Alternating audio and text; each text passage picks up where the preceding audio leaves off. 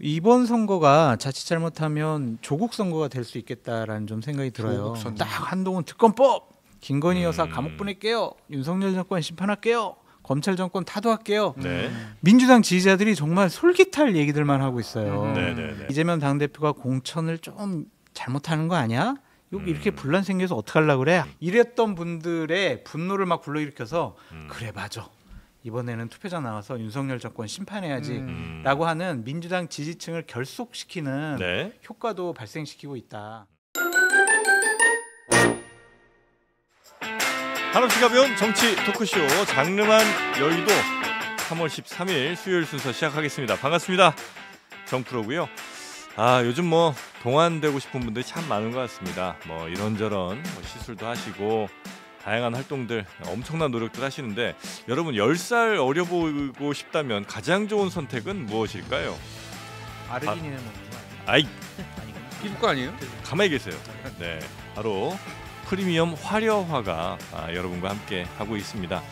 프리미엄 화려화는 여러분의 피부를 아주 동안 피부로 만들어 드린다고 하니까 그런 것도 한 번씩 드셔보시면서 여러분의 나이, 실제 나이보다 더 어려 보이는 동안 얼굴 만드시기 바라겠습니다. 네, 그러면 오늘도 한없이 가벼운 정치 토크쇼 장르만 여의도 오늘 아주 많은 분들과 함께 복적복적하는 재미로 시작해 보도록 하겠습니다. 오늘 함께해 주실 우리 장성철 소장님 어서 오시고요. 네, 안녕하십니까? 네, 그리고 김준일 평론가님 반갑습니다. 예, 안녕하세요. 네, 그리고 이분들을 조련해 주실 우리 최윤경 기자님 나오셨고요. 안녕하십니까? 네, 이상민 크리에이터도 왔습니다. 아니 박근혜 대통령이 왜 우십니까? 아유, 자꾸 우리 태우를 흔드는 사람들이 있어서 너무나 슬픕니다. 하하, 그래도 그쪽은 공천 받았잖아요. 하하, 정셔가 보고 있냐? 하하하. 이상민 씨. 훌륭해. 예. 도태우 변호사 얘기하는 거죠? 그렇습니다. 네. 그런 이슈들까지 오늘 같이 한번 나눠보도록 하겠습니다. 네. 뭐 첫 번째로 그러면 말 나온 김에 우리 도태우 변호사 얘기 한번 잠깐 네. 하고 넘어가도록 하죠. 국민의힘의 그 도태우 변호사가 이제 공천을 받았는데 그 자신이 했던 발언으로 인해 굉장히 고초가 좀 있지 않았습니까? 발언이 굉장히 좀 문제성 발언이 좀 있었고요. 기회를 주시면 예, 그 관련된 뉴스를 한번 좀 네. 전해주시면서 같이 한번 평론을 들어보도록 기회를 하겠습니다. 주셔서 감사합니다. 네. 제목은 사과의 진정성입니다. 5.18 폄훼 발언으로 논란을 빚은 도태우 변호사 공천에 대해서 당이 재논의를 하기로 하면서 밥에서 돌이 나오면 꺼내야지 삼킬 수는 없지 않냐라고 했는데 삼키기로 결정했습니다. 돌 그냥 씹기로 했어요. 네, 돌 먹기로 했습니다. 공관위가 공천 재논의를 한 결과 사과의 진정성을 인정해서 공천을 유지하겠다라고 했고요. 이제 그 공관위원장이 해당 결정이 국민 눈높이에 맞다고 보느냐 그랬더니 그렇게 본다. 우리는 항상 만장일치다. 그리고 이 일은 4, 5년 전 이야기라 시간도 많이 지났다. 이렇게 이야기했습니다. 예전에 한 얘기고 그리고 이번에 사과를 진정성이 있게 했다 이거죠. 그래서 이제 네. 돌 먹기로 했다는 거 사과의 아닙니까? 진정 맞습니다. 네. 뭐 주로 뭐라고 뭐 죄송하다 이제 이런 얘기 당연히 있었겠고요. 반성한다고도. 반성한다. 네, 뭐 자기가 잘못된 생각을 갖고 그렇게 부적절한 얘기한 것에 대해서는 네. 지금은 그렇게 생각 절대로 안 한다고. 거기 그때 이제 내가 왜 그랬냐고. 워딩의 진정성이 있는 거예요, 아니면 그 톤의 진정성이 좀 있었던 건가요? 톤은 알 수가 없죠. 왜냐면 뭐 SNS로 했기 때문에 네. 저희가 직접 육성으로 해야 표정, 억양 다 볼 수 있는데 그런 것은 못 봤어요. 그러니까 짜고 치는 고스톱이다라고 보여져요. 짜고 치는 고스톱이요? 공간에서 야 우리가 봐주려면 좀 이런 게 필요하다. 빌드업 좀 해, 좀 사과 한번 해. 네. 그렇게 한 것 같다는 좀 생각이 드는데 네. 저는 한 두 가지 정도 문제점을 좀 말씀드리고 싶어요. 공천 통과된 거에 대해서. 네, 최윤경 네. 기자님 말씀 잘해주셨는데 국민 눈높이, 과연 이게 국민 눈높일까라는 좀 생각이 들어요. 네. 그래서 정영환 공관위원장이 너무 많이 이 사람 봐주려고 한 거 아니냐. 왜냐하면 지난주 토요일에는 에이 이 정도 발언은 다양성, 국민의힘의 다양성을 보여주는 거야. 네. 어떻게 저게 다양성이 될 수 있지? 그런 거랑 이번에는 그냥 사과하고 저 정도 네. 발언한 거 국민의 눈높이라고 얘기를 해요. 네. 공관위원장이 되게 세게 보호했다라고 판단할 수밖에 없고 그것이 과연 이번 선거에 유리할 거냐. 네. 그거를 한번 제대로 판단해봐라. 이 첫 번째 문제점이고 두 번째는 한동훈 비대위원장의 이 권위라고 그럴까? 네. 상당히 훼손되고 조금 권위가 훼손됐다? 리더십 권위 훼손됐다고 봐야죠. 오. 왜냐하면 이 사람 마음에 안 드니까 공관위에서 저 이제 컷오프 시키고 공천 네. 취소하고 그렇게 하라고 한 거예요. 한동훈 위원장은 공개적으로 공관위에 되돌렸다라는 것은 아. 이 사람 공천 난 주기 취소시켜라. 싫으니까 취소시키라는 얘기인데 아 근데 안 그걸 됐네. 정면으로 반박을 했단 말이에요. 아하. 한동훈 비대위원장으로서는 리더십에 상처를 받은 것이다라고 아. 볼 수밖에 없죠. 그래서 저는 두 가지 문제점이 있다고 보죠. 네네네네. 그러면 그 공관위가 그 한동훈 위원장, 어쨌든 이제 당내 최고 권력을 갖고 있는 한동훈 위원장의 말까지 안 들을 정도면 그보다 더 큰 권력의 말을 들은 걸까요? 아니면 그냥 독자적인 판단을 그렇게 한 걸까요? 뭐 대통령이 주라고 뭐 했는지 안 했는지 모르겠어요. 알 수 근데 없죠. 보수 우파 쪽에서 세게 이 사람을 네. 만약에 공천을 취소하면 가만히 있지 않겠다. 아, 그런 움직임이 있어요. 그런 움직임과 공개적인 발언들이 그냥 계속 나왔어요. 그러니까 대통령이 잘 보신다라는 네. 그 유튜브에서 네. 많은 대통령이 좋아하시는 유튜버들이 네. 이 도태우가 뭐 잘못했냐고. 아. 그런 얘 여론이 공천 있구나. 줘야 된다고. 이거 취소하기만 해봐라. 가만 안 둔다. 네. 막 이렇게 강하게 얘기한 부분들이 많이 있어서 그 부분에 대해서 좀 많이 부담스러워하는 것도 같다. 쫄았다. 네. 눈치를 좀 봤다. 네. 눈치 보고 발언 좀 하세요. 쫄았다가 뭐예요? 우리 김준일 평론가도 뭔가 시동 거시는 것 같은데요. 네. 일단 국민 눈높이라는 뭐 말씀을 하셨는데 네. 예, 국민 눈높이가 아니라 국힘 눈높이 얘는 아, 정확하게 부합을 했다. 국민이 아니고 국힘 눈높이다. 국힘 네. 눈높이는 정확하게 부합을 했다라는 건데 그러니까 이게 이번 총선의 성격을 굉장히 잘 드러내주는 상징적인 사건이에요. 이 사건이요? 예, 왜 그러냐면은 네. 이게 첫 번째는 뭐냐면은 네. 진영 총결집. 아. 그러니까 과거는 묻지 않겠습니다. 과거는 묻지 않아요. 음. 묻지도 따지지도 않고 우리 뭐 친박근혜게 친이명밖에 뭐 해가지고 네. 저쪽을 타도한다라는 거에 성격을 정확하게 보여준 거예요. 뭐 이쪽도 마찬가지죠. 그러니까 뭐 네. 조국의 뭐 강을 건넌 애 아니지만 조국도 손잡고 누구도 손잡고 저쪽을 타도하겠다라는 네. 거예요. 그러니까 이게 이제 첫 번째 가장 이 성격을 드러내는 거고. 두 번째는 이제 이게 그 아까 전에 그 보수 유튜브 얘기를 하셨는데 국민의힘의 약간의 딜레마 같은 겁니다. 그러니까 뭐냐면은 사실 국민의힘이 극우적으로 보이는 경향이 가끔 있는 거는 네. 국민의힘보다 오른쪽에 정당이 없어서 그래요. 뭐가 하나가 있어줘야 돼. 이게 국민의힘을 위해서도 좋고 대한민국의 정치 발전을 위해서도 좋아요. 우리 근데 공화당. 자유통일당. 너무 아니까 우리 공화당이 새가 없잖아. 뭐가 있어야지 그게 그러니까 의미가 의석이 있고 뭐가 있어야지. 대답들은 바로 나오네요. 정당이야 이번에 50개가 지금 등록할 그럼요. 거라고. 네. 그러니까 정당의 의미 개수나 있는. 의미 있는 정당이 네. 사실 그러니까 이게 분리수거가 좀 어느 정도 돼줘야 되는 분리가 좀 돼줘야 되는 부분이 있는데 국민의힘은 이 딜레마가 네. 앞으로도 만약에 이게 계속되면은 양당제에서는 어쨌든 사실상의 양당제에서는 이 보수는 중도 진보까지 이제 포함을 하려고 할 테고 네. 민주당 계열은 이제 중도 보수까지 포함을 해야 되는데 항상 이 오른쪽이 껄쩍지근하거든요. 왼쪽이 껄쩍지근하고. 그러니까 뭐 뒤에 얘기하겠지만은 네. 조국 혁신당이 나오는 게 민주당한테는 사실 나쁠 게 없을 수도 있어요. 정치 지형으로. 왜냐하면 여기가 더 센 얘기를 함으로 인해서 네. 여기가 상대적으로. 상대적으로 이제 좀 중도를 공략하는 게 나을 수도 있겠다. 뭐 이거를 말씀드리겠습니다. 그래서 어쨌든 국힘 눈높이에 정확하게 부합하는 후보였다. 네, 이렇게 네, 보면 네. 될 것 같아요. 아니, 너무 국힘을 폄하하는 것이 아니냐. 뭘 폄하야. 많은 국힘에 있는 관계자들이 도태우는 공천 주면 안 된다. 특히 당을 책임지고 있는 네. 한동훈 비대위원장은 공천 주면 안 된다고 얘기한 거예요. 이준석 표현으로 할게 약속 때렸냐고. 한동훈은 문제 제기하고 정영화는 장 소장님. 처리하고. 저 말씀에 좀 영혼을 좀 담아주셨으면 그러게요. 좋겠습니다. 네. 그냥 해야 돼서 하는 말은 네. 그만 좀 하시고요. 눈치챘어요? 티나요? 눈치 다 챘었으니까 티나? 티 많이 납니다. 아무튼 이 공천은 한동훈 위원장이 어떻게 할 수 있는 공천은 아니었던 거. 로. 근데 할 수 있는 것이죠? 마지막 방법은 있어요. 뭐가 나는 있나? 도저히 나는 이 사람 공천은 못 받아들이겠다. 그러면 선관위 후보 등록할 때 아 도장. 당대표 옥새 들고 네, 도장을 안 찍어줍니다. 찍어줍니까? 나르샤. 그리고 이제 어디로 거기에 가시나요? 거기야 뭐 무소속으로 국민의힘 계열의 사람이 나가도 네. 당선되는 곳이니까 그냥 그럴 수는 있겠죠. 그렇게 그러나 할지 이제 안 할지 그렇게까지 모르겠네요. 갈등 상황으로 가진 않겠죠. 그게 한동훈 비대위원장한테 되게 부담일 것 같아요. 아까도 그냥 그렇게 약간 해도 지나가듯이 말씀을 드렸는데 네. 보수 우파 쪽에서 되게 세게 한동훈 비대위원장 당신은 위장 우파 아니야? 막 이런 식의 공격도 지금 막 슬슬 나오고 그래요? 있거든요. 엄청 세요 지금. 한동훈 위원장에 대해서 그렇게 공격을 해요. 네. 위장 그러니까 예를 들면 우파다고. 김경률 뭐 이런 회계사를 네. 당 지도부에다가 네. 영입한 거 보면 당신은 아닌 것 같아. 아. 생각해 보니까 옛날에 국정농단 사건인데 우리 보수파를 완전히 초토화시켰네. 이런 생각도 있어가지고 그분들이 피해 의식이 있어요. 세게 공격이 들어갔어요. 그에 대한 부담감도 있어 보인다. 혹시 그 한동훈 위원장의 뭐 입장 같은 게 혹시 있을까요? 우리 이상민 크리에이터. 저희 당은 보수 정당입니다. 그러나 민주당보다 더 진보적이지 않겠습니까? 이거 하라고 시킨 거 아닌 겁니까?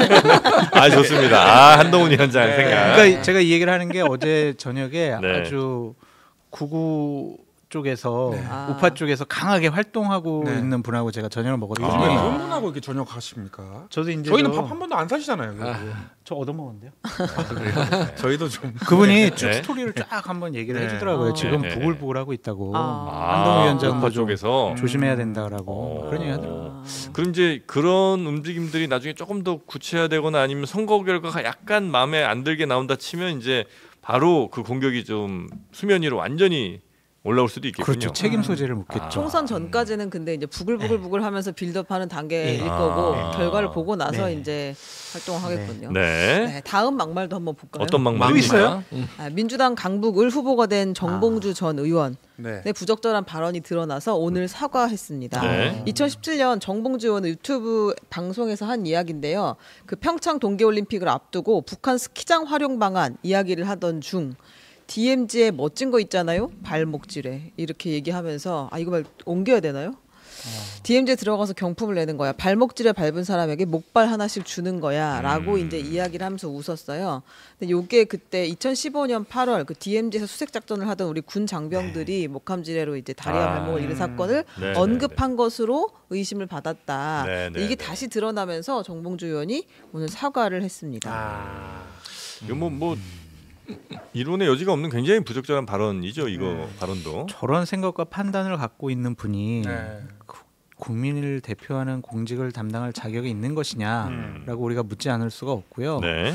우려스러운 거는 저분이 유튜브에서 다양하고 적극적인 활동을 많이 하셨잖아요. 네. 흔적들이 많이 남아 있을 거예요. 그럴 그러니까 겁니다. 이제 이제 네. 시작인 것 같아요. 분명히 네티즌 수사대들이 다 지금 조사에 들어갔을 것 같거든요. 그래서 저게 사고 한 번으로 끝나지는 않을 것 같다. 네. 그런 생각이 들어서 박용진 의원의 낙천이 민주당의 여러 가지 파장을 불러일으키는 것이 아니라 정봉주 의원의 공천 확정이 네. 민주당 선거 판세에 어떤 영향을 끼칠 수도 있다라고 말씀드립니다. 네, 굉장히 이제 뭐 정치인 중에 유쾌한 분이고 아, 재밌는 그럼요. 얘기 많이 하는 네. 분으로 이제 알려져 있긴 한데 네. 뭐 그러다 보니 좀 무리한 뭐 발언이나 이런 것들도 이제 그동안 쌓였었는데 맞아요. 그게 현실 정치를 현실 정치는 아니죠. 그러니까 국회의원은 아니다 보니까 그렇게까지 이슈가 되진 않다가 그렇죠. 이제 국회의원 후보가 되니까 물 위로 이렇게 검증이 들어가는 네, 그런 경우가 좀 많은 것 같습니다. 근데 제가 검색을 해보니까 네. 이게 이미 2020년 총선 앞두고도 이미 이게 나왔었어요. 한번 보도가 많이 보도는 안 되는 그때는 이제 정식적으로 공천을 받아서 이렇게 된 게 아니니까. 네. 근데 이제 예비 후보로 뛰려고 할 때 이게 한번 나왔었던 겁니다. 네네. 그러니까 이런 거예요. 이거를 한번 언론 보도가 어느 정도 나왔다라고 하면은 다른 언론들이 몰랐을까? 그러니까 정봉주 후보가 예비 후보일 때는 그냥 안 건드린 거죠, 사실. 안 건드렸다가 이제 정식 후보가 되니까 뭐 이제 보수 언론들이 특히 이제 많이 문제 제기를 했고 이제 이게 논란이 되면은 뭐 다른 언론들도 이제 따라오는 이런 상황이 될 거예요. 그래서 이거는 말씀하신 대로 정봉주 리스크예요. 정봉주 리스크고 어마어마할 겁니다. 앞으로 이 발언 말고 다른 발언들이 계속 만약에 나온다고 치면 이게 혹시 당 전체에 악영향을 주는 일이 될 수도 있습니까? 아니 이미 그러니까 네. 정봉주 후보 개인의 인품이나 이런 거에 떠나서 네. 박용진 후보가 떨어진 것 자체가 이제 악영향이 이미 다 선 반영됐어요. 이미 선 반영됐다라고 계속 말씀드렸고 네. 이게 추가적으로 악영향이면은 그거를 환기시키는 거죠, 사실은. 그러니까 지금은 민주당이 이제 강하게 좀 파열음이 있다가 약간 네. 구심력이 작용을 하면서 원팀으로 이제 가려고 하는데 정봉주 문제가 이제 계속 나오면은 네. 다시 그 박용진 것도 환기가 되는. 그러니까 박용진이를 공천을 제대로 줬어야지 왜 하위 10%를 줘가지고 이런 문제가 됐어. 이게 다시 재환기가 되는 효과가 좀 있을 거예요. 여러모로 굉장히 리스키하다 정봉주 의원. 예. 이번에 민주당의 후보가 된 분들 중에서 네. 유튜브 활동을 대단히 강하게 2, 3년 동안 하시다가 친명의 이제 가면을 쓰고 이번에 경선에서 이긴 분들 많거든요. 네. 그분들 정말 유튜브에서 정말 대단히 논란될 만한 발언들을 많이 하셔가지고 제가 봤을 때는 이제 대진표가 구성이 되고 여러 가지 선거 과정 중에서는 네. 당연히 문제가 될 것 같아요. 상대 후보가 가만 안 있을 거예요. 저 같아도 네. 야 과거에 무슨 발언했는지 다 뒤져. 네. 이거부터 할 거거든요. 서정욱 변호사 발언 다 찾고 있잖아요. 그죠? 친구라서 저한테 밥도 잘 사고 그래가지고 제가 이제 조언 드리고 싶은 거는 네. 빨리 네. 디지털에서 지워라? 자기의 모든 걸 좀 삭제하시는 디지털 장의사한테 찾아가서 네. 아마 유튜브도 내리고 SNS도 내리고 네, 이미 다 누군가 이미 다 찾아놓고 상대 후보 쪽에서는 그래요. 그렇죠. 그리고 하겠죠. 본인이 관리할 수 있는 유튜브면 상관이 없어요. 그거를 할 수가 있는데 남의 방송에 남의 유튜브에 나와가지고 그러네요. 이거를 했는데 자기가 그 부분을 정확하게 찾아내서 기억이 나는지 그것도 기억도 안 날 거니까 맞아요. 워낙 많이 이게 정봉주 전 의원도 그렇고 여러 명이 출연을 해서 굉장히 리스키하다 지금 정말로. 그러니까 저기 한 번 사과하면 괜찮은데 네. 또 논란이 되고 또 논란이 돼가지고 2번, 3번, 5번, 6번 이렇게 사과를 하게 되면 저 사람은 진짜 이게 공직을 할 자격이 없는 사람이네. 자질 논란까지 벌어져요. 네네. 그래서 정치를 하려고 하는 사람들이 사과 안 하는 이유가 잘못을 한 걸 인정을 하게 되면 네. 너는 공직을 담당할 자격이 없어. 국민을 대표할 자격이 없어. 이런 소리를 들을 수 있어서 사과 안 하는 네네. 건데 그럼 이럴 때는 사과 안 하고 버텨야 돼요. 만약에 또 나왔다 그러면 빠르게 사과하는 게 낫지 않나요? 그러니까 이게 공직에 싹 모았다가 한 번에 사과할까요? 아니 공직에 출마하겠다라는 생각 자체가 잘못된 거죠. 출마를 아니, 안 했어야죠. 했잖아요. 지금 그러면 이제 만약에 또 이미 한 불거져 상황에서 나오면 전략적으로 어떤 그럼 게 더 어떻게 조언을 하실 거예요? 네. 보좌진이라면. 일단은 그냥 무조건 사과해라. 그냥 나오는 족족 사과를 방법은 해라. 없네, 사과밖에. 방법은 없어요. 딜레마군요, 그냥. 자질 논란은 이제 선거 과정 들어가면 이제 아. 상대방 후보도 네. 같이 물고 뜯는 거죠. 아. 당신은 옛날에 너도 그런 말 안 이랬잖아, 했냐 이렇게요. 하면서 그럼 이제 선거판이 또 아주 네거티브. 네, 국민들이 너무 짜증나는 상황이 또 되는 근데 이제 거죠. 이런 효과는 있을 것 같아요. 한 10번 정도 만약에 이런 문제가 돼서 똑같이 발언으로 사과를 한다. 그러면 나중에 선거 중반쯤 가면 나는 말만 이렇게 했잖아. 근데 넌 다른 문제가 있잖아. 이런 공격을 할 수도 있을 것 같아요. 그러니까 왜냐면 이 사람은 막말 한 덩어리로 그냥 사과를 하는 거고 만약 상대 후보의 재산이나 뭐 이런 투자 문제가 있다고 하면 뭐 네거티브를 더 세게 붙을 수도 있겠다. 그러니까 근데 요거는 조금 우리가 좀 생각해봐야 되는 게 이제 막말에도 종류가 되게 많잖아요. 네. 근데 가장 이제 사람들의 영린을 건드리는 게 피해자에 대한 조롱이에요. 그러니까 예를 들면 2020년에 차명진 후보가 그때 굉장히 문제가 됐던 게 피해자가 있는 거 세월호 유가족에 대해서의 어떤 공격이었잖아요. 이것도 마찬가지입니다. 이거는 그러니까 사과를 안 할 도리가 없는 거예요. 이게 그러니까 제가 뭐 그거를 옹호하는 건 아닌데 장해찬의 난교하고는 또 다른 거예요. 그러니까 이거는 장해찬 후보가 이제 뭐 난교를 하면은 뭐 하더라도 뭐 전문성이 있으면은 그거 인정하는 게 뭐 이거 했는데 사과문 올려 SNS에 올렸잖아요. 참 불편하네요. 그러니까 이게 그러니까 제가 설명을 하기 위해서 그러니까 난교 이거는 이 사람의 제정신인가 이런 거는 있지만 피해자가 있지는 않잖아요. 누군가를 공격한 건 아니잖아요. 그러니까 좀 제정신이 아니구나 얘는 뭐 이렇게 사람들이 볼 수는 이거는 근데 명백하게 잘못한 건데 이런 유의 게 그가 예전에 2012년에 김용민 후보도 그때 가장 문제가 됐던 게 이제 누구를 한해 이제 그 누구였죠?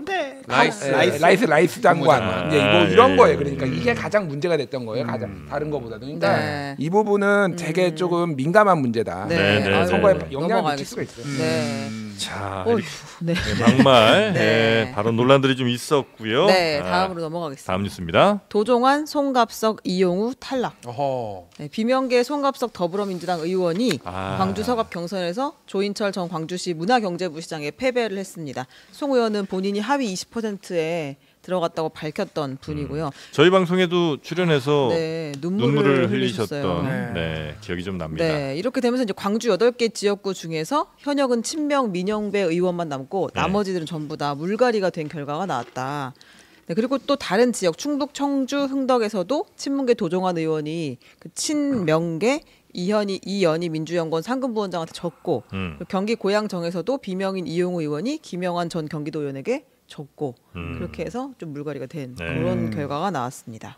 이제 거의 이제 막바지죠 이제 네, 거의 다 민주당도. 끝났어요. 오늘이 아주 또 오늘이 이제 관심이 박지원 있죠. 전 원장이 전해철. 네네네. 그분들이 이제 진짜 마지막이죠 이제. 이제는 뭐 거의 박지원 끝났죠. 뭐. 네. 전해철 의원이 장관도 좀 음. 위험해 보이네요. 네. 예상을 한번 해보신다면 지금까지 흐름을 보면 뭐 쉬워 보이지 쉽진 않아요. 않죠. 전해철 그 양문석 네. 전 네, 이제 어렵고 아주 방통위 네네네네. 박지원 전 원장은 어떻습니까? 무조건 되시겠죠. 될것 같아요. 그분은 예, 무조건 예. 되고. 네. 2배 이상이 여론조사 이거는 해봐서. 최선봉의 친명이에요 최근에. 맞죠. DJ보다 이재명이 낫다고 말씀하시는 분인데. 그래요? 그런 말씀하셨어요? 네.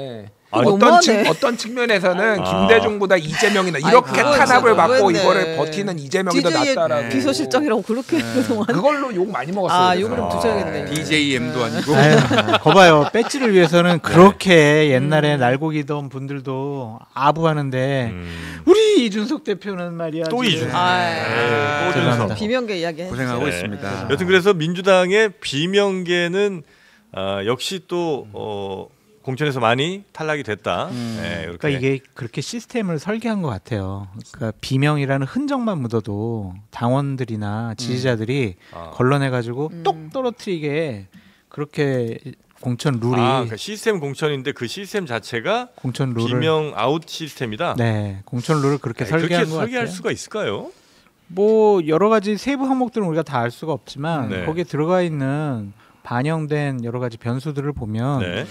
그렇다라고 볼 수밖에 없겠죠. 어쩜 근데 이렇게 똑똑 이제 핀셋 찝듯이 다 그렇습니까? 이런 분들만 지금 떨어지냐. 근데 다 룰에 동의해서 어떻게든 참여하는 거 아니겠습니까? 그러니까 그게 참 한심한 거예요. 그 전에 한심해요? 의원총회 할 때 예. 이거 안 된다 이렇게 이렇게 했어야 되는데 음, 그거에 대해서 그때는 뭐 광고한 것 같아. 내가 안 될 거라는 생각들을 다 아. 설마 네. 못 하시는 건가요? 박용진 아니. 설마 내가 경선에서 떨어져? 요거는 조금 이제 그 민주당 쪽 얘기나 좀 이런 거를 좀 전해드리는 게 좋을 것 같아요. 예. 그러니까 일단 비명 쪽의 얘기는 말한 대로 이게 2년 동안 좀 설계됐다 이런 식의 입장인데 그 설계라는 게 뭐냐면은 네. 기본적으로 한 1년 반이나 2년 동안 강하게 소위 말하는 이제 비명들을 이제 수박이라고 낙인을 찍고 그런 다음에 특히 이제 그 체포동의안 있을 때 사실 네. 누가 체포동의안에 가결 던졌는지 부결 던졌는지 모르잖아요. 네. 근데 자체적으로 이제 명단이 되게 돈 거죠. 이 사람의 평소에 언행이나 이거를 봤을 때 이 사람은 이렇게 했을 것이다라고 했는데 그 사람이 뭐 고민정 최고는 나는 그거 아니에요라고 본인 밝힌 사람도 있지만은 네. 대부분은 그거에 대해서 이제 침묵하거나 그랬거든요. 음. 그러니까 여기에 이제 강하게 몇몇 이제 친명 유튜브들이 동원이 되고 그러면서 네. 사실상 이제 이게 조직적으로 당원들이 움직인 측면이 있습니다. 근데 제가 좀 말씀드리고 싶은 거는 사실 2년 동안 이거를 왜 그러면 비명들은 좀 방치를 했느냐. 물론 역부족이긴 했겠지만은 너무 안이하게 생각했다. 이거가 이렇게 되리라고 생각을 못했으면은 글쎄요, 굉장히 많은 경고들이 있었는데, 그러니까 본인들이 적극적으로 뭔가 대응을 나서든지 당원들을 설득을 하든지 어쨌든 당원 50, 국민 50이라고 본다라면 당원이 굉장히 지금은 쏠림 현상이 있으면 중요한 포인트가 될 텐데 네. 그거를 굉장히 안이하게 봤다 이렇게 보면 될 것 같습니다. 그래서.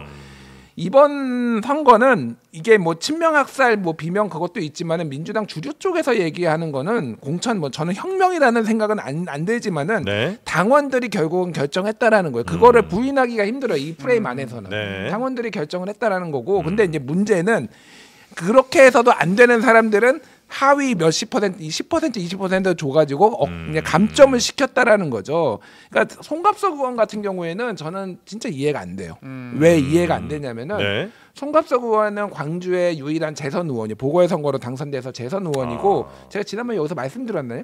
광주 군 공항을 이전을 했어요. 맞아요. 그게 광주 군 공항만 이전을 하기가 힘드니까 대구에 찾아가가지고 대구 의원들 설득하고 홍준표 시장 설득해가지고 같이 이전하자 그러면 그래가지고 일종의 그러니까 대구도 옮기기로 하고 광주도 옮기기로 하고 정부를 설득하고 그래서 일종의 굉장히 성과를 낸 그 사람이에요. 지역의 수건 사업을 해결한 광주에서는 여기 네. 이게 딱 이렇게 더 확장되기 어려운 지역에 딱 저도 지리는 잘 몰라서 근데 네. 그래 있어서 이거를 외곽으로 옮기는 게 네. 광주 발전에 매우 중요하다라는 거예요. 그래서 광주 서구의 국회의원이었지만은 네. 굉장히 광주 전체 인지도가 있었던 분이에요. 그러니까 국방위 하면서 뭔가 이렇게 지역에서 뭔가를 남기기가 쉽지 않거든요. 네. 근데 뭐 이런 거가 있고 막 다 있는데 하위 20%다. 그러니까 이게 전체적으로 보면은 잘 납득이 안 되는 서사들이 있는 거예요. 그러니까 이게. 그러니까 이제 김준일 평론가 보실 때는 기본적으로는 지난 한 1, 2년 동안 끊임없이 이제 친명의 어떤 정치인들이 더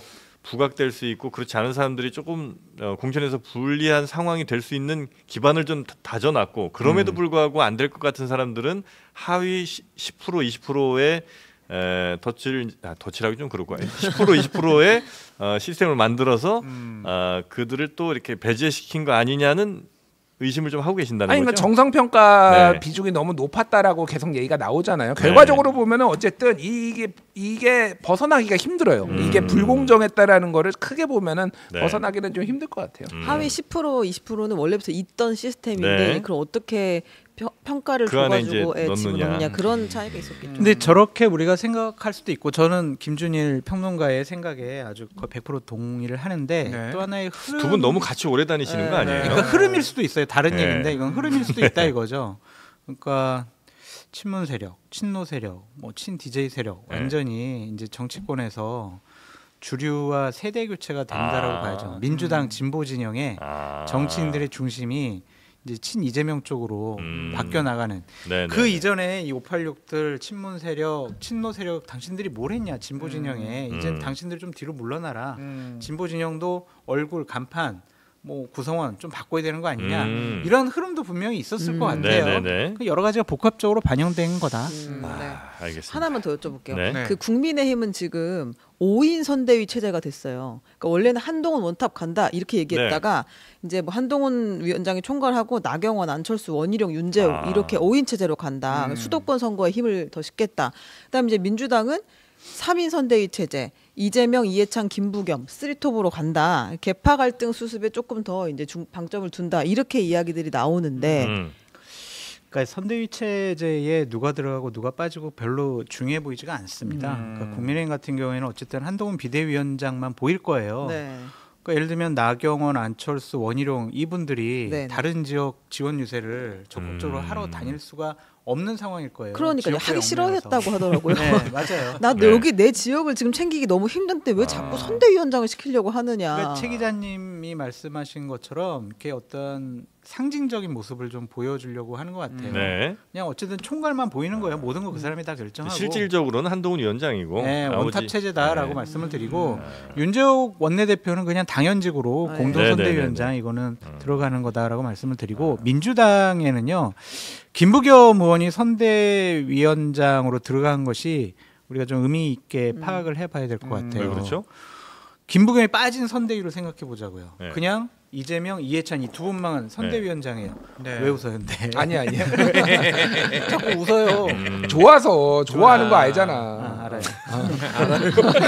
아니 무슨 분위기입니까 이게? 그러니까 이해찬, 네. 이재명 이 두 분만 있는 거하고 네. 여기에 김부겸이 빠지고 들어간 거하고는 색깔이 통합선대위라는 네. 상징적인 의미를 표현하는 데 있어서 음. 상당히 큰 포지션을 차지한다고 보여지거든요.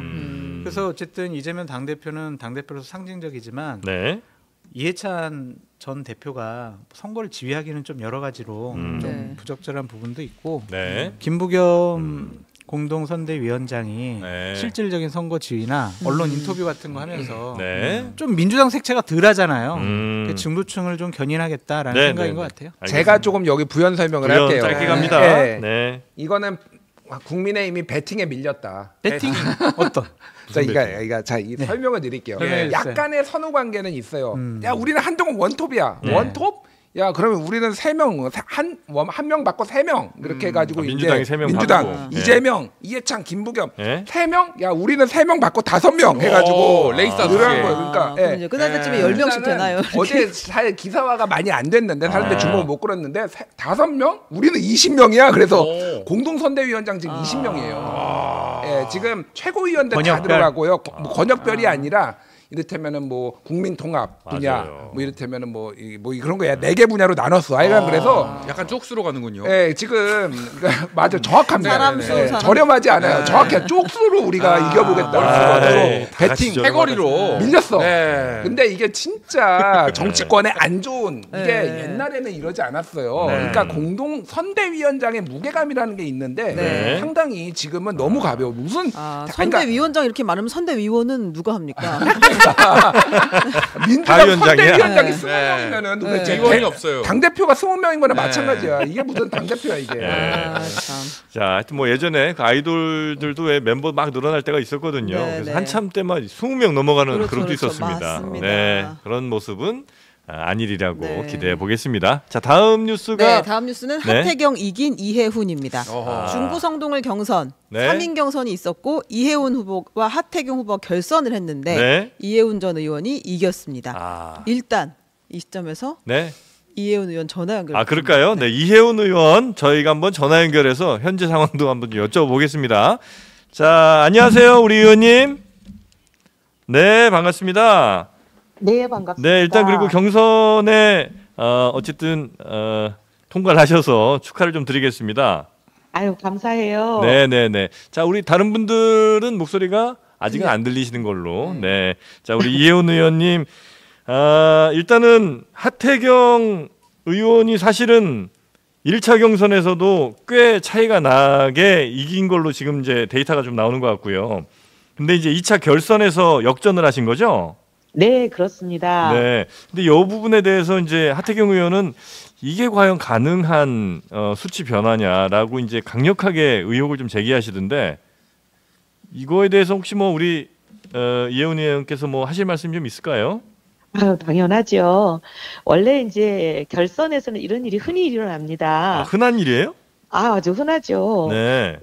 자주 있는 일이고요. 네. 그리고 이런 일들이 이제 특히 이제 이런 경우는 후보가 3명이 경합을 했을 때 그 후보의 지지가 굉장히 이제 지지 그룹이 비슷한 그룹일 때 그리고 한 후보가 다른 두 후보와 정반대의 특징을 가지고 있을 때 이런 일은 당연히 일어납니다. 아. 특히 이제 보면은 이영 후보 같은 경우에는 네. 대통령이 본인을 내려보냈다라고 이제 캠페인을 많이 하셨고 네. 또 유권자들이 많이 그렇게 생각을 하셨어요. 그리고 특히 이제 이게 본선이 아니고 네. 경선이기 때문에 그 국민이라고 되어 있지만 국민 모두를 대상으로 한 게 아니고 국민의힘 지지층과 중도층만 했고 야당 지지자들은 다 제외를 했거든요. 네. 그러면 대부분 국민의힘 지지자가 위주가 되는 뭐 경선입니다. 그렇겠죠. 네. 네, 그러면 이제 대통령을 지키기 원하는 사람들이 다수라고 봐야죠. 네. 그 대통령을 좋아하시는 분들은 이영 후보가 대통령이 내려보낸 사람이라고 인식하는 분들이 많았기 때문에 네. 이영 후보가 이제 1차 경선에서 이제 탈락을 하고 2차 경선에 안 계시는 상황에서는 이영 후보를 지지했던 사람들은 대부분 대통령을 지키기 원하는 사람들은 하태경 후보를 지지하지 않죠. 대통령을 그런 사람들은- 지키길 원하는 사람들은 하태경 후보를 지지하기보다는 그 네. 이혜훈 후보를 선택하신다는 말씀이세요? 네, 왜냐하면 이제 하태경 후보가 대통령을 공격하는 발언들이 많았고 대부분 인식이 이제 하태경 후보는 대통령과 좀 반대편에 서 있는 사람으로 인식을 많이 하거든요. 네. 그러다 보니까 당연히 이제 그 표들은 하태경 후보에게 대부분 가지 않죠. 그러니까 이제 이런 일이 일어나는 네. 거죠. 이런 거는 이제 대부분 이제 정치를 우려한 사람들이나 당원들은 다 그렇게 보고 있었고 네. 이해훈, 이영의 지지율의 합이 네. 하태경 후보의 지지율보다 10% 높았잖아요. 1차 경선에서 네네. 네. 그러니까 이렇게 되는 건 당연하다고 다들 내다보고 있었죠. 근데 이제 1차 경선에서의 46.01대 29.71이 이제 하태경 의원 그리고 이혜훈 의원님 이렇게 두 분의 결과인데 이영 후보를 지지했던 표들이 거의 다 몰려간 거잖아요. 이 정도면. 네, 그렇게 되는 거죠. 아, 다 그렇게 될 거라고 봤던 거죠. 그게 이상한 일은 전혀 아니란 말씀이신 거고요. 이미 예상하고 네. 있던 바죠. 그 하태경 의원이 지금 대부분의 전문가들은 그렇게 보고 있었죠. 네네. 하태경 의원이 경선 데이터 원본을 뭐 예를 들면 로 데이터라든지 뭐 로그 파일 또 음성 파일 이거 다 공개하라고 했는데 이거는 정당한 주장입니까? 아니면 이거는 조금 너무 흠집내기라고 생각하십니까? 아니요, 뭐 글쎄 저는 뭐 실은 저도 1차 경선 결과 때 네. 우리 많은 지지자들이 1차 경선 결과를 도저히 믿을 수 없다고 그런 주장을 하시는 분들이 많았어요. 근데 저는 뭐 그런 주장을 저한테 많이 했지만 제가 그런 주장을 그대로 전달하거나 그렇게 제가 하지는 않았어요. 네. 왜냐하면 1차 경선이 책임당원 그 결과가 하태경 후보가 절반 정도 받은 걸로 나왔는데 네. 세 후보가 경쟁을 했는데 한 후보가 절반을 받는다는 거는 뭐 절대 지지를 받은 건데 한 후보는 이제 책임당원들은 우리 당을 아주 절대적으로 지지하고 윤 대통령을 지키는 사람들인데 네. 윤 대통령을 계속 공격하고 윤 대통령 반대편에 서 있는 하 후보가 절대 지지를 받을 수 없다는 건 거의 불문율인데 어떻게 이런 결과가 나왔냐고 많은 분들이 그 불복해야 된다고 야단을 하셨지만 저는 뭐 그걸 받아들이지는 않았거든요. 네. 근데 이제 오늘 제가 듣기로는 공간이가 아마 하 후보에게 이 결과를 보여줬다고 들었습니다. 네. 아, 보여줬어요? 그 아니 뭐 원본 제가 데이터를. 듣기로는 그런데 네네네네. 그거는 뭐 하 후보가 아마 말씀하시겠죠. 뭐. 예. 근데 하태경 후보가 그렇게 대통령과 대척점에 서 있습니까? 그 많은 발언들이 그런 발언들이 좀 있었죠. 그러니까 뭐 그리고 대통령의 정책에 대해서 뭐 이렇게 좀 비판을 하는 태도에 대해서 비판할 수는 있는 것 같긴 한데 그렇다고 해서 당원들은 이제 예. 그런 거를 대통령 공격한다고 인식들을 하죠. 지지자분들은 네, 당원들은 그렇게 생각하시고 네. 당원들의 인식이 이제 정치는 사실의 게임이라기보다는 인식의 게임인 면이 있잖아요. 네. 사실이 어떠하든지 간에 당원 대중이 그렇게 인식하면 인식을 그렇게 하는 게 더 중요하게 작용은 하잖아요. 네네네네. 알겠습니다. 지금 뭐 여쭤보고 싶은 건 굉장히 많은데 또 스튜디오에 다른 분들이 좀 계셔갖고 끝으로 요거만 하나 좀 여쭤보고 마무리하겠습니다. 그 도태우 변호사 네네. 그 5.18 표매 논란에 휩싸이지 않았습니까? 근데 네네. 이런 것들이 결국은 이제 뭐 다른 지역은 모르겠으나 수도권에서는 굉장히 또 전체 당 선거에 또 악영향을 미칠 수도 있잖아요. 네. 네, 이거는 혹시 우리 이혜훈 후보님은 어떻게 보고 계십니까? 실은 이제 늘 보면 그런 이제 발언의 실수, 설화 이런 것들이 이제 수도권 전체에 영향을 미쳐서 저희를 많이 어렵게 하긴 하는데 네. 제가 솔직히 말씀드리면 이번 선거는 거의 시장이나 골목, 뭐 아파트 상가를 돌면서 명함 나누는 데만 제가 몰입을 하느라고 이분이 어떤 발언을 했는지 오늘 아침까지 몰랐어요. 뭐 뉴스 통해서 한번 접하셨겠죠? 아니요, 뉴스를 못 봤습니다. 아, 뉴스도 우리 못 동네 보셨어요? 뉴스도 제가 못 봐가지고. 아, 네네네. 오늘 아침에 이제 어제 경선을 통과하고 네. 공천이 이제 정해지고 나서 오늘 아침에 모 언론 인터뷰에 나가느라고 이 분의 발언을 질문지를 통해서 처음 봤기 때문에 이분의 발언이 어느 정도 파장을 미치는지 제가 사실 미처 모르고 있어요. 그렇습니까? 네. 네, 그래서 사실 이분의 발언에 대해서는 제가 지금 답할 만큼 민심을 모르고 있어서 죄송해요. 네, 알겠습니다. 네. 근데 이제 굉장히 좀 부적절하다는 말이 부족할 만한 굉장히 좀 잘못된 발언이 좀 있었고요. 아마 그게 혹시 이제 전체적인 그 국민의힘 지지에 영향을 미치지 않을까 이런 걱정하시는 뭐 분들도 많은 것 같고 또 언론 기사에도 그런 게 좀 있으니까요. 그건 나중에 한번 확인해 보시면 될 것 같고요. 민심을 좀 살펴보겠습니다. 네네네, 알겠습니다. 자, 우리 이현우 의원님과는 요 정도로 오늘 마무리하겠습니다. 네, 감사합니다. 네, 전화 연결 자주 고맙습니다. 좀 불러주세요. 네, 다음에 꼭 스튜디오에서 뵙겠습니다. 고맙습니다. 감사합니다. 네.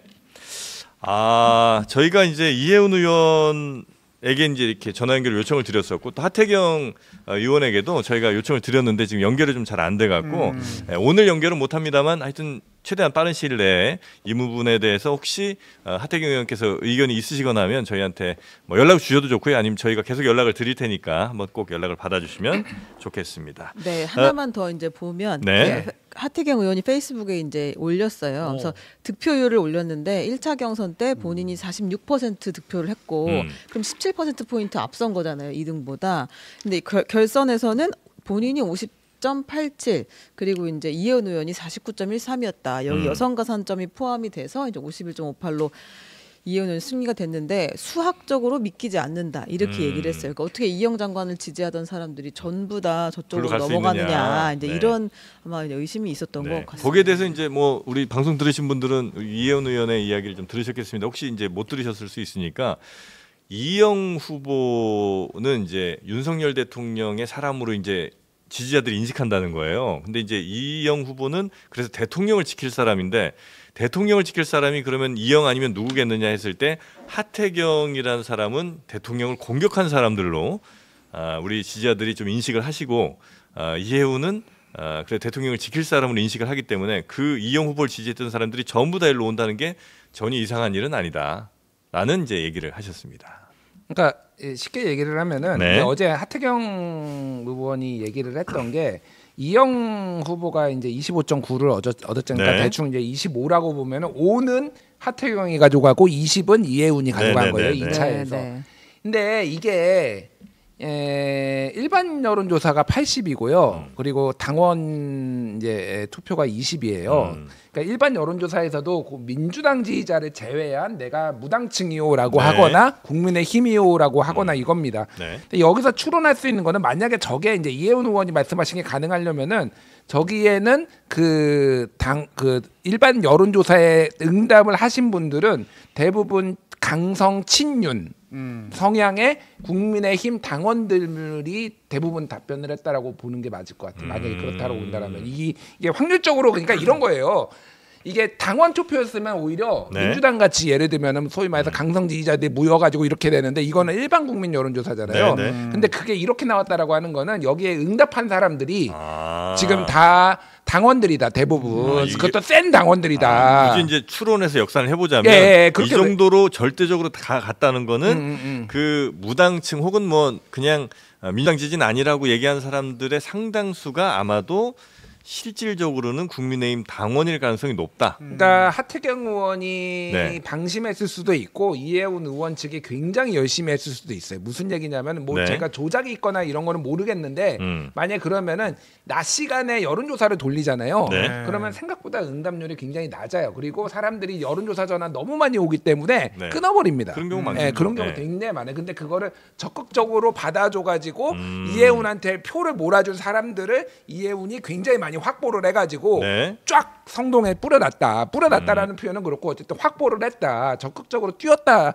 한 이틀 사이에 이렇게 보는 게 네. 맞을 것 같습니다. 그 비슷한 뉴스가 뭐 있었지 않나요? 그 뭐 무당층이라고 해주세요. 뭐 이런 정동영 전 그건 정동영 그거는 그건 20대라고 20대라고 해주세요. 아, 20대라고 해주세요. 참. 10대라고 네. 안 하면 전화를 딱 끊어버린다. 네. 이게 이제 제가 그러니까 이거는 제 추론의 영역이니까 근데 네. 일반적으로 1차 투표에서 만약에 이제 뭐 5대 3 정도로 나왔잖아요. 네. 그럼 2차 투표에서도 5대 3 정도로 나오는 이게 그리고 당원이 아니라 일반 여론조사를 돌리면은 이게 네. 상식적이에요. 그러니까 네. 이거는 굉장히 이 정규 분포에서 네. 아주 바깥에 있는 결과가 나왔다. 네. 1등에 대항해서 2, 3등이 확 손을 잡았다 이렇게 볼 수도 있는 거 아니에요? 근데 이영 후보가 공개 지지를 한 적이 없고요. 아예 전화를 1차 경선 끝난 다음에 전화기 꺼놨어요. 아무한테도 연락이 안 됐습니다. 기본적으로. 예.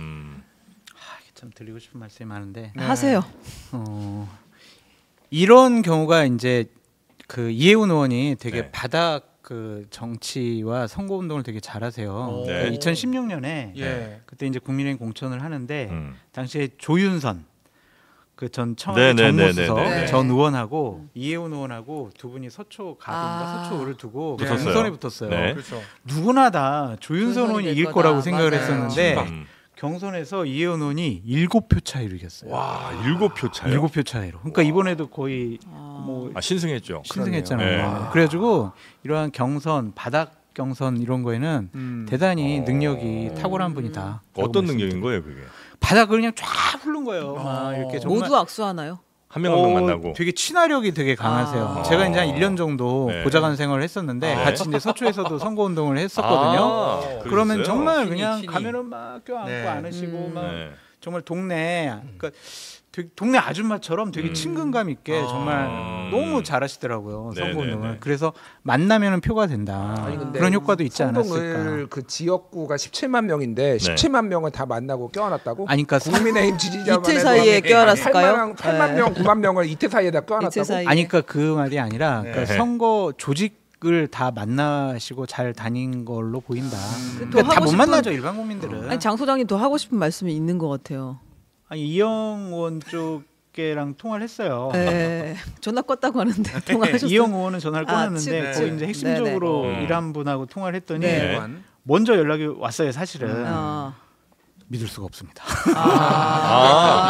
그러니까 이 결과가 나온 이후에 본인들이 적극적으로 지지한 것은 아니다라는 아닌데 이야기네요. 정말 있을 수 없는 일이 일어난 것 같아요. 이영 후보 쪽에서 그런 얘기를 한다고요? 아니 그러니까 이혜원 의원이 이긴 게 문제가 아니라 예. 그게 있을 수 없는 일이 아니라 게 예, 아니라 이렇게 이영 전 장관 지지하던 표가 90% 전부 다 이상의 일로 간 표가 게. 이혜원 의원한테 간 게 이게 정말 자기네들도 도저히 이해가 안 간다고 그러더라고요. 그러니까 이해는 안 가요. 솔직히 저도 어떻게 이럴 수가 있겠어요. 아, 그래요? 예. 아주 희박한 확률이 예. 통계적으로. 예, 예. 제가 뭐 통계학자는 아니지만 그래도 공부를 네. 하고 뭐 이제 박사과정도 하고 이런 상황에서 보면은 이거는 매우 아니 그러니까 매우 자기 자랑. 오차 이 표준 편차에서 벗어난 아웃라이어. 그래서 이런 이제 거는, 이런 하태경 거는. 의원이 네. 로데이터를 공개하라고 했으면은 네. 1차 투표에 전화하고 지지한 분, 2차 투표에 전화랑 지지한 분 이거를 다 비교해 봐야 돼요. 그래가지고 우리가 의심하려면 네. 1차에서 그냥 이영 장관을 지지했던 사람들이 2차 때 보니까 거의 90% 이상 다 갔네? 이러면은 의문이 해소되는 거지. 아니 그러면 믿기 어려운 숫자들이라고 하시니까 이렇게 결과가 나올 수 있는 시나리오는 뭐가 있어요? 아까 내가 설명했잖아요. 그래서 이게 되게 희박한 어쨌든 이틀 그 사이에 얘기한 이제 거예요. 8만 명을 껴안으면 그 가능하죠. 국민의힘 전화 받은 지지층이 네. 아 그래 정말 대통령을 지킬 사람은 하태경보다는 이혜원 같아. 아, 하태경은 이준석 편이었지. 마음이 다 안 그렇게 돼. 통해서. 그렇죠, 그냥 다 그냥 그렇게 1,000명 정도 근데 이제 뭐 결과적으로는 하태경 의원이 더 많이 받기는 했죠. 했죠. 그렇죠. 네, 예. 근데 이제 가산점 때문에 아, 결과가 뒤집힌 네. 거기는 하니까 국민의힘 같은 본인의 경우에 지지층을 지켜가긴 했죠. 그 결선까지. 그럼요. 그러니까 조금 좀 이해하기 힘든 결과인데 뭐 네. 선거는 네. 어떠한 결과가 나더라도 네. 뭐 그냥 다 받아들여야 된다. 아. 하태경 의원이 이렇게 약간 좀 이의를 제기를 했는데 네. 경선은 이제 끝났잖아요. 그래서 저는 그냥 받아들이시고. 이건 제론의 여지는 없는 건가요? 그러니까 예를 들면 네. 저처럼 이제 네. 자, 여기 내금 말씀하시고요. 네. 이영 장관을 지지했던 사람들은 예를 들면은 네. 또 다 안 했어. 네. 다 그 사람들은 조사에서 다 뺐어. 아. 그래서 이혜훈 후보를 지지했던 사람들만 조사를 더 많이 돌린 거예요. 네. 이런 흔적들이 발견되지 않으면 우리가 이거 어떻게 문제 있다고 그럴 수 하겠냐고. 없겠죠, 설마. 여론조사 기관이 뭐 감옥 갈 일 있습니까? 네. 문 닫아야 될 거예요. 그러면. 근데 이제 결과가 나왔잖아요. 지금 네. 이제 중구성동 갑에 윤희숙, 네. 중구성동 을에 이혜훈. 네. 근데 이분들이 둘 다 사실은 서초동 출신이에요. KDI 출신. 네. 그러니까 지금 여기 갑, 을에 전부 다 이제 뭐 서울대 경제학과 출신의 서초갑에서 의원하신 분들이 이제 중구성동을 가서 어떻게 당선돼 보겠다. 네. 그리고 여기 이제 민주당 후보로는 전현희, 박성준 이렇게 있거든요. 또 전현희 그 위원장도 사실은 강남 출신이잖아요. 네. 중구성동이 그만큼 이제 중성동구를 서초처럼 잘 살게 만들겠습니다. 아, 그런 건가요? 여기는 뭐 성수동도 들어있고 뭐 이런 데인 네, 거죠. 네. 네. 자, 여튼 국민의힘 하태경 이혜훈 경선 결과 관련된 놀랬어요. 뉴스 네. 전해드렸고요. 정말 자 놀랐어요. 이제 저희 당 얘기하시죠. 아하. 개혁신당보다 인기가 좋지 않습니까? 네, 가보겠습니다. 최윤경 기자. 네.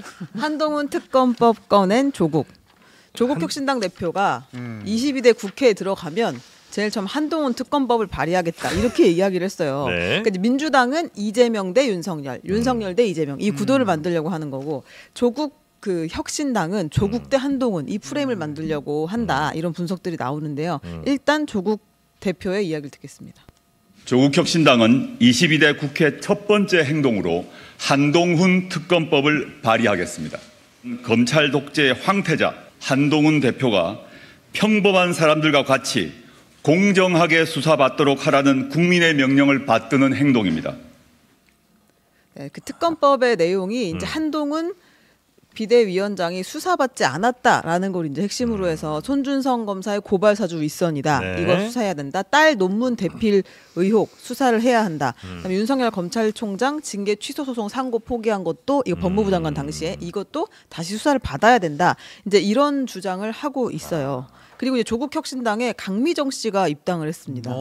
이분 누구냐면 이정섭 검사의 처남댁으로 이제 알려졌던 분인데 본인 남편의 마약 투약 의혹을 폭로하고 신고도 했는데 이제 매형인 이정섭 검사가 경찰 수사를 무마하려고 했다라고 주장한 분이죠. 네. 네, 이분이 어떻게 얘기했냐면 이제 내가 무도한 검찰 폭력의 생생한 목격자였다. 그리고 이젠 그 자기 이름을 되찾겠다라고 하면서 네. 그러니까 입당했습니다. 이정섭 검사라는 사람이 있고, 네. 그러니까 이 강미정 아나운서 주장으로는 이제 이정섭 검사라는 사람이 뭔가 자기가 공권력을 좀 사적으로 사용하면서 자신의 어떻게 되는 거지?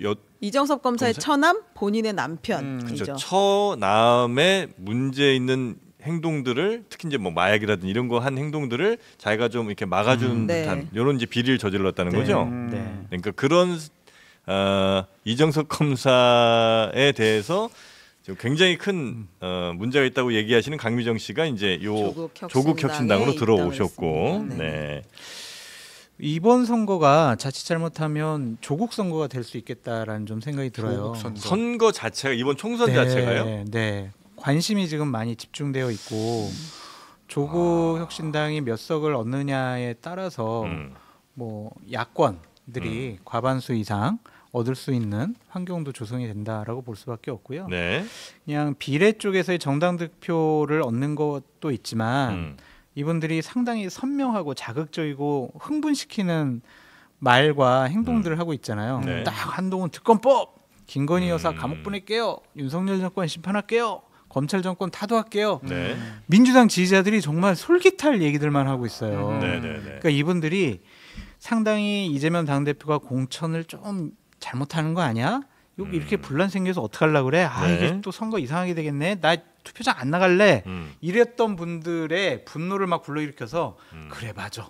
이번에는 투표장 나와서 윤석열 정권 심판해야지 라고 하는 민주당 지지층을 결속시키는 효과도 발생시키고 있다라고 말씀을 드리는데, 우려스러운 거는 보편 타당한 정치인과 정치 집단은 아닌 것 같아요. 내부 구성원들을 봐도 상당히 법적으로 문제가 있는 분들이기 때문에 이런 분들이 과연 정치하는 것이 맞는 것인가라는 좀 생각이 들고, 종교 집단화가 돼가는 것 같아요.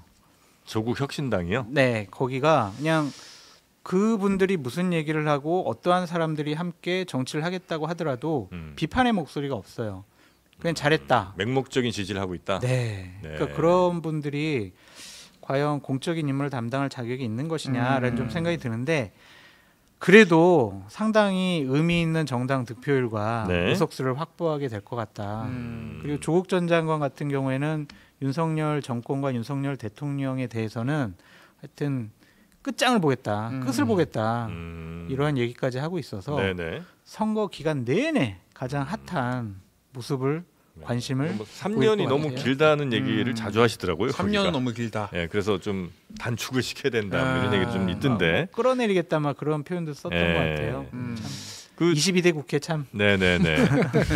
어쨌든 뭐 적지 않은 숫자의 국회의원들이 아마 그 당에서 당선이 되겠죠. 네, 그렇게 당선이 돼서 이제 국회 원내로 들어오면 어떤 변화가 좀 있겠습니까? 뭐 여러 가지 변화가 있을 텐데 제가 지금 이번 선거를 보면서 조금 예측하는 게 하나가 있어요. 뭐 의석수 예측하고 뭐 이런 거는 사실은 지금 굉장히 어려워요. 어렵고 변수가 많기 때문에. 근데 큰 흐름들을 봤을 때 이번 선거도 여소야대가 되겠구나. 저는 거기에 한 90% 확률로 제가 베팅을 할 수가 있어요. 범야권이 더 커진다. 그러니까 그 얘기는 뭐냐면은 국민의힘이 151석을 얻을 가능성은 매우 낮다. 비례까지 합치더라도. 비례까지 다 합쳐더라도. 왜 그러냐면은 제가 지금 정권 뭔가 뭐 대통령 지지율이나 정당 지지율이나 아니면은 정권 심판원과 정권 지지율의 격차라든지 이런 거를 봤을 때 국힘이 지역별로 가져갈 수 있는 게 있잖아요. 예를 들면 수도권이 122석이고 그 중에서 서울이 48석, 뭐 경기도 60석 이런 식으로 다 나눠 모아서 이제 볼 수가 있거든요. TK 25석, PK 40석, 그다음에 충청 28석 그거를 이제 세부적으로 나눠서 보면은 아무리 계산을 해도 140석밖에 안 나와요.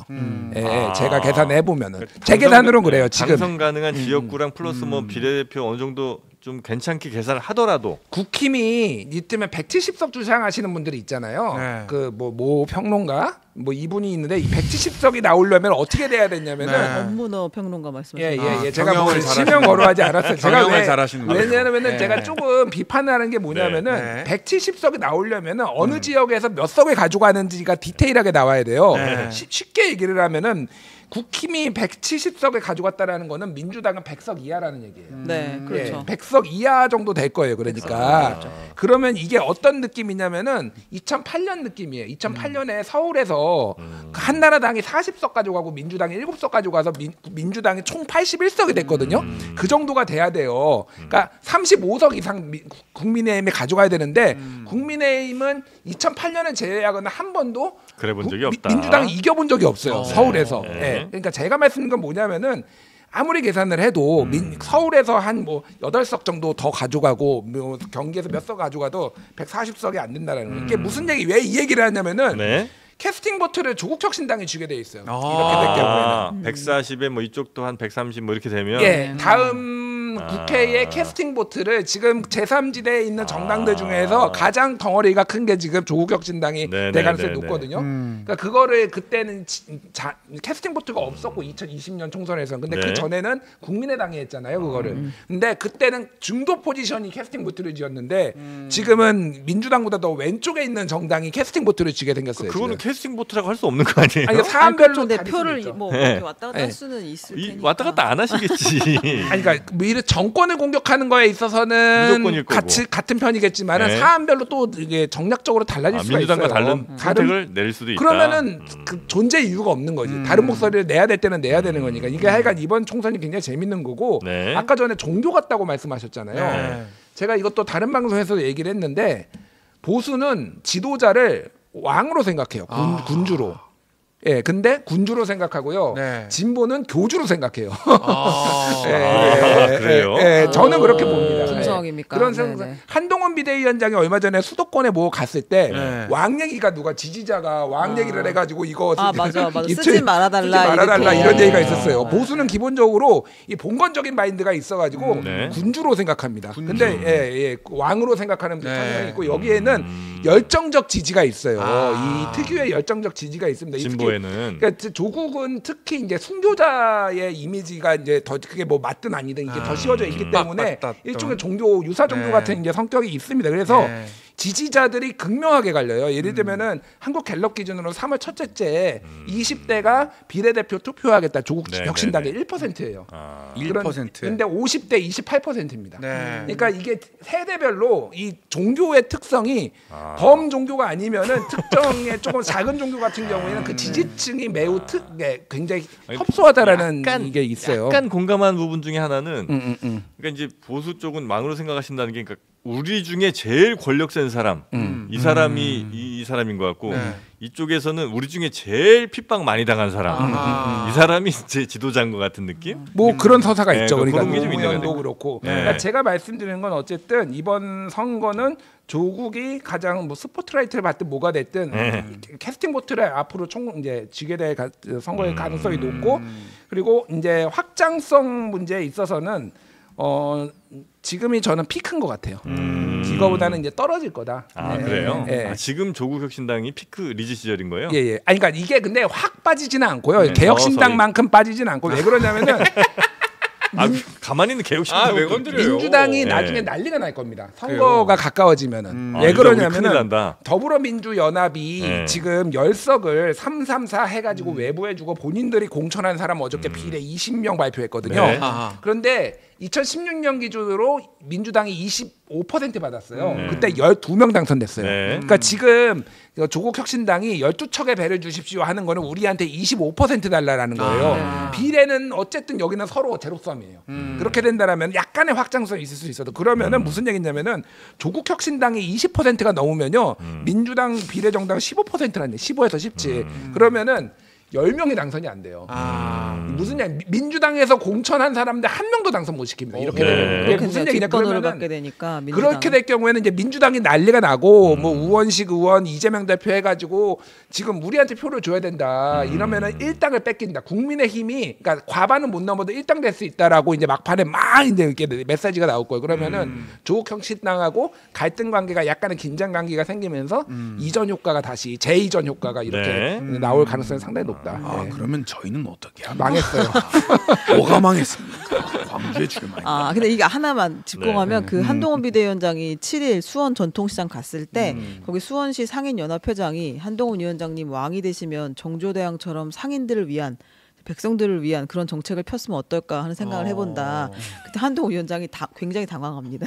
참석자들 맞습니다 이러니까 이제 이런 거 쓰지 말라고 기자들한테 놀래가지고 이제 그런 책봉도 아니고 공산에서 화가 날 일이네요. 네, 그러니까 그런 일이 있었습니다. 그거 되게 민감해요. 그거. 민감하겠죠 당연히. 인조 아들이 독살당했죠. 말씀을 하시는 거예요. 아닙니까? 아니 2인자하고의 자막이 1인자하고는 있으니까. 굉장히 긴장 관계가 있다라는 거를 그 말씀드리는 역사적 비교는 가능한 자제하세요. 자제합시다. 예. 이유. 김재원 교수가 있어요. 네, 우리 역사 비교 잘못했다가 큰일 난 분들이 좀 있습니다. 네. 자, 그러면 조국 혁신당 다음 뉴스도 한번 가볼까요? 다음 뉴스는 도주대사 런종섭입니다. 도주대사가 뭐예요? 아니 요새 유행하는 말이어서 갖고 왔어요. 네. 너무 저런기가 된 거 그런가요? 아니에요? 저는 유행하는 말은 다 갖다 씁니다. 도주대사. 네, 이제 먼저 호주 언론이 네. 이제 이종섭 신임 대사 부임에 대한 기사를 썼습니다. 네. 여기 보면은 막 못 알아들었습니다. 제가 그래서 번역기를 시원하게 돌렸더니 영어로 번역해야죠. 그럼요. 뭐 저걸 영어로 동시 읽습니까? 통역이 안 됩니다. 국내 비리 조사에도 불구하고 호주로 출국했다. 그리고 내려와 보면 이제 소제목 중에 이제 무슨 뭐 직권 남용 이제 이런 이야기들도 제목에 있어요. 근데 이제 4가지 포인트가 있는데 일단 4시간 조사를 하고 갔잖아요. 공수처에. 네. 약식 조사다. 집 압수수색도 하지 않았다. 사실상 사건의 실체를 알아내기는 어렵다. 네. 두 번째, 이종섭 그 대사의 휴대전화를 이미 제출을 받았는데 장관 퇴임 이후에 바꾼 깡통폰이다. 세 번째, 그다음에 업무 기록에 돼 있던 메모 일부는 폐기했다고 주장을 한다. 네 번째, 이런 와중에 공수처장이 없다 지금. 이런 상황이에요. 근데 이제 상황이 이런데 한동훈 위원장이 이런 질문을 받으니까 잘 모른다. 내가 더 말씀드릴 부분은 아니다라고 얘기했는데요. 한번 얘기 듣고 오겠습니다. 그걸 입장을 냈습니까, 공수처가? 수사기관이 출국 금지 해제에 대해서 입장을 냈는지는 잘 모르겠는데요, 제가. 보통 왜냐하면 이 프로세스가 그런 식으로 진행되지는 않거든요. 그러니까 그 사안에 대해서 제가 잘 모르니까 더 말씀드릴 부분은 아닌데, 보통 가정을 전제로 해서 제가 무슨 뭐 과거의 전문가적 입장을 가지고 당대표 입장에서 난감해 보입니다. 기자들이 나빠요. 왜요? 아니 곤란한 질문을 왜 자꾸 해요? 질문하는 게 기자의 사명이죠. 왕이 될 분한테 기자.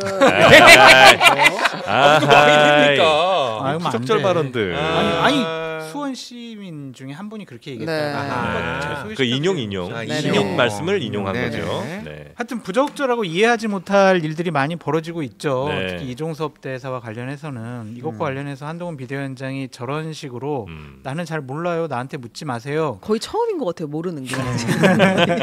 거의 모르는 게 없는 분이었는데 이게 그렇게 도움이 되지는 않을 것 같아요. 국민의힘 선거에. 네. 왜냐하면은 아까 최용희 기자님 말씀 잘해주셨지만 이분을 대사로 임명하고 호주로 보내는 과정 중에서 비상식적이고 관례적인 전례가 없는 일들이 너무 많이 발생했거든요. 여기 음모론 하나 제기해도 됩니까? 뭡니까? 혹시 대통령이 여전히 한동훈 위원장에 대한 앙금 같은 게 혹시 남아서 골탕 먹이려고 그런 선택을 혹시 하신 건 아닌가? 갑자기 그런 생각이 살짝 드네요. 그 말씀 들으니까. 그거보다는 어쨌든 이종섭 전 국방부 장관이 한국에 있으면은 안 되는 이유가 있지 않을까. 한국인 도저히 좀 안 될 있으면은 일들이 무척 많이 곤란함을 당할 뿐이 있다. 계속 그러면 불러서 물어봐요. 그럼 이종섭 전 장관 괴롭잖아요. 모른다고 하면 안 되나? 무슨 말이라도 하고 싶겠죠. 그런 이제 곤란함이 그러니까 이종섭 있겠죠. 장관이 얘기를 하면 곤란할 분이 누굴까? 그거를 보면 답이 나오는 것 같아요. 근데 왜 호주일까요? 뭐 리투아니아도 있고 미국도 있고 독일도 있고 다양한 나라들이 있는데. 호주 지금 저 방산 중요한 관련해서 협력 군사협력 리투아니아도 있고 그런데. 리투아니아 참 좋아하시네. 요만큼이라고의 뭐가 이게 명분이 있어야 될 거 아니에요. 그러니까 뭐 최근에 호주하고의 어떤 군사협력이 늘어나고 있다 이런 건데 어제 제가 김병주 의원 그 국방위원회 네, 네. 계신 김병주 의원하고 이제 방송에서 만나가지고 이 문제에 대해서 한참을 얘기를 했는데 네. 김병주 의원하고 저하고 의견 일치를 본 게 하나가 있어요. 뭡니까? 네. 윤석열 대통령은 이종섭을 못 믿는구나. 왜죠?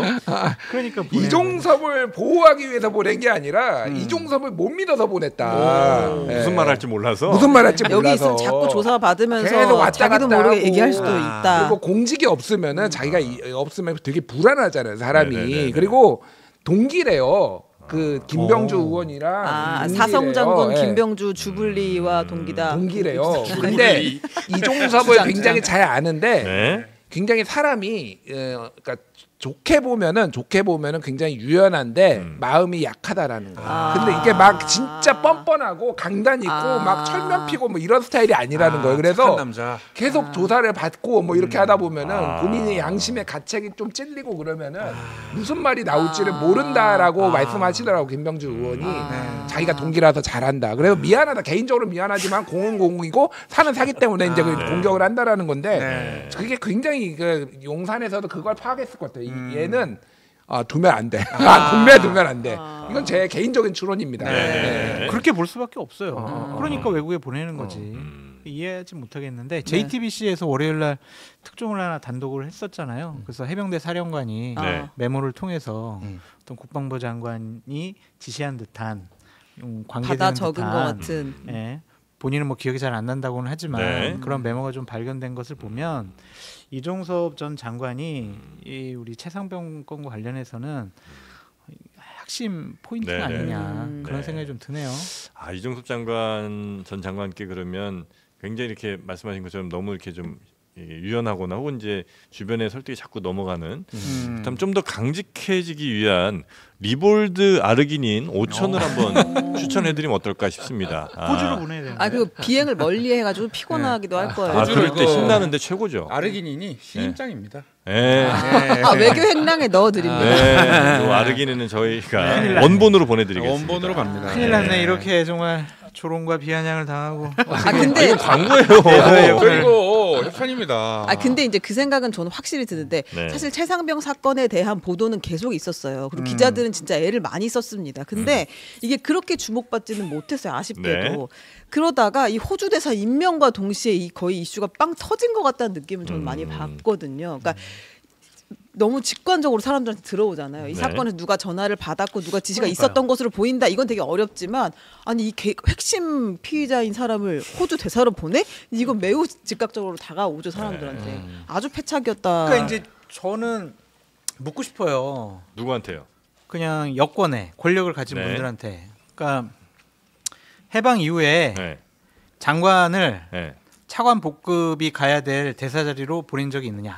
그럴 때는 이왕 어차피 올라갈 거면 해방 말고 단군 이래로 가는 그리고 피의자를 이렇게 내보내는 경우가 있냐? 단군 이래 최초죠. 출근 금지를 시킨 사람을 이렇게 내보내려고 신임장 원본도 안 들고 사본을 갖고 외국 대사로 간 적이 있느냐? 이런 대여사까지 단군 일에 처음 벌어지는 일이 우리가 상식적으로 그냥 군사협력 때문이다라고 항변을 하면 그렇구나. 군사협력의 시급성을 정말 알 수 있죠. 약간 근데 국민의힘에서는 그런 불만도 좀 얘기하시더라고요. 그 공수처가 뭐 몇 달 전부터 벌써 출국금지 해놓고 한 번도 조사도 제대로 안 하고 뭐 출국금지 됐다고 얘기도 안 하고 이래서 이렇게까지 지금 일이 온 거 아니냐는 항변을 국민의힘이 또 하긴 하더라고요. 아니 그러니까 국민의힘 분들하고 그 얘기를 들어보면은 대통령한테 진짜 아쉬워해요. 어차피 한 번도 조사 안 했잖아. 앞으로도 한 달 동안 더 조사 안 할 거라고. 왜 이거를 총선 전에 보내가지고 이 난리를 만들어? 왜 그랬어요? 대통령 얘기 들어봅니다. 이거 뭐 박절하지 못해서 제가 죄송합니다. 리볼드 아르기닌을 먹고 판단했으면 더 좋은 판단이 있지 않았겠나. 우리 사랑이 필요한 거죠. 그렇습니다. 아르기닌이 필요한 거죠. 조금밖에 안 들었네 이거. 효과 짱입니다. 이런 말아 먹어야지 이런 거. 여튼 뭐 지금 호주에서도 이렇게 뉴스가 나오는 만큼 참 우리나라 국격도 좀 걱정되는 부분이 없지 않아 있습니다. 이거는 저는 굉장히 중요하게 보는데 이게 다 죽어가던 정권 심판 죽어간다기보다도 이게 소재는 굉장히 많은데 점화를 시킬 만한 이게 장치가 필요했어요. 점화 장치가. 그래서 정권 심판론을 불을 붙이는데 결정적인 역할을 했다. 그래서 제가 보기에는 선거를 가른 결정적인 한 포인트로 기록될 것 같아요. 제가 이 사건이 그러니까 민주당이 대대적으로 공세를 나오고 정당 지지율이나 이런 것도 반등세로 다 돌아섰어요. 물론 맞아요. 민주당이 굉장히 악재가 많아가지고 끝나가는 거하고도 맞물리기도 했지만은 전체적으로 봤을 때는 굉장히 이게 포인트가 될 것 같아요. 그래서 우리 당은 어떻게 됩니까? 죄송한데 안타깝네요. 뭐가 자꾸 망합니까? 아니 근데 이제 민주당이 그래서 이채양명주라는 걸 요새 밀고 있어요. 이채양명주. 수리림입니까? 수리림이 아니라고. 하는데 입에 붙나요? 거의 제가 봤을 때는 명주 아닙니까? 이채양 씨가 만든 명주.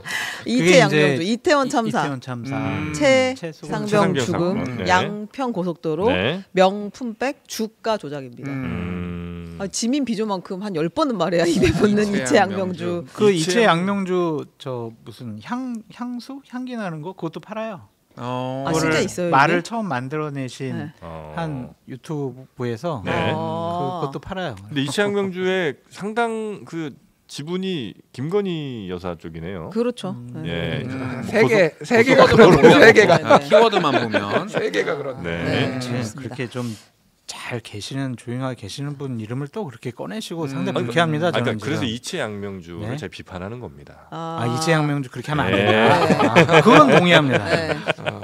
하나 더 갈까요, 말까요? 하나만 짧게 더 갈까요? 다음은 데이터가 돈입니다. 데이터가 돈. 데이트하면 돈 많이 나가죠. 네, 맞습니다. 유튜브 데이터로 하면 데이터로 하면 돈 많이 나가는데. 네, 윤석열 대통령의 민생 토론회가 계속되고 있습니다.